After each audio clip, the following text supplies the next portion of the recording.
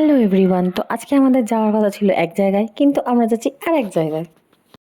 যেদিন আমার মনে হয় যে না, আজকে আমরা একটু ঘুরতে যাব, পার্টিকুলার এই জায়গাটাতে যাব, কিন্তু সেদিনই আমাদের ওই জায়গাটাতে যাওয়া হয় না, তার বদলে অন্য জায়গায় যাওয়া হয়। যেমন কি আজকে দেখে তোমরা গেস করতেই পারছো যে আমরা কোথায় যাচ্ছি।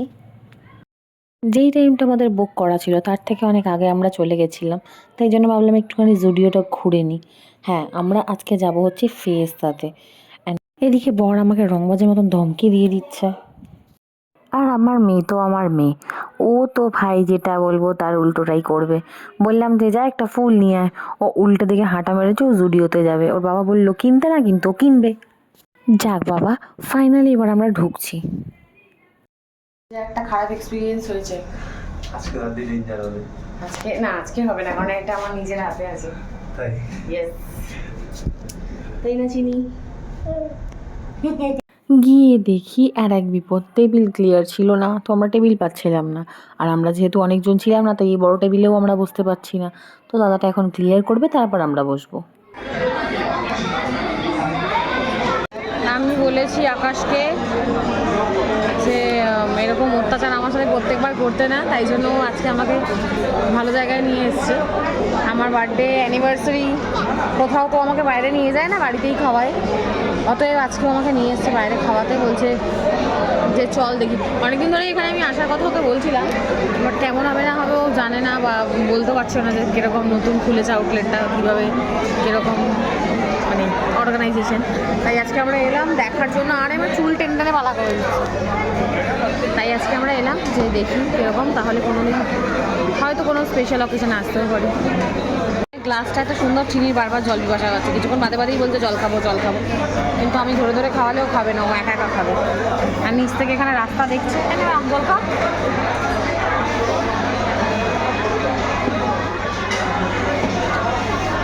ব্যাস হয়ে গেছে, আছে উঠতে হবে না। দাও, বাড়িতে বললে এত জলও খায় না, এখানে গ্লাসটা সুন্দর লেগেছে বলে বারবার জল খাচ্ছে।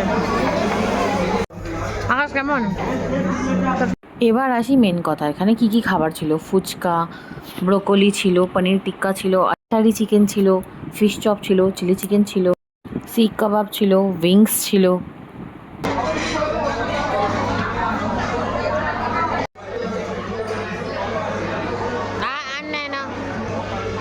নো, আমরা যেখান দিয়ে ভিডিওটা করেছি সেটা হচ্ছে এইখান থেকে।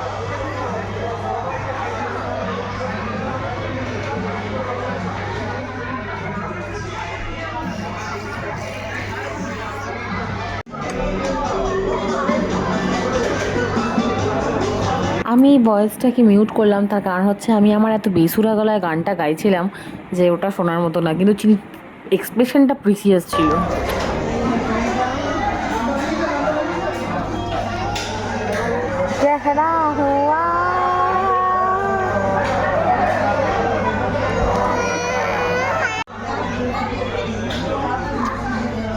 চিন্তা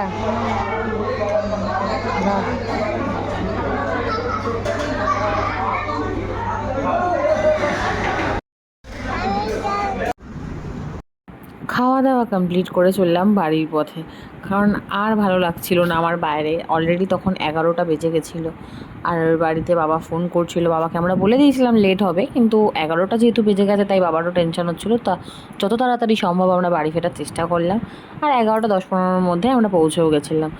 আজকের ভিডিওটা কেমন লাগলো জানাবেন, এবং like, comment, share and subscribe করে পাশে থাকবেন। এরকম আরও ভিডিও পেতে আমাকে ফলো করে রাখুন। চললাম, গুড নাইট, টাটা।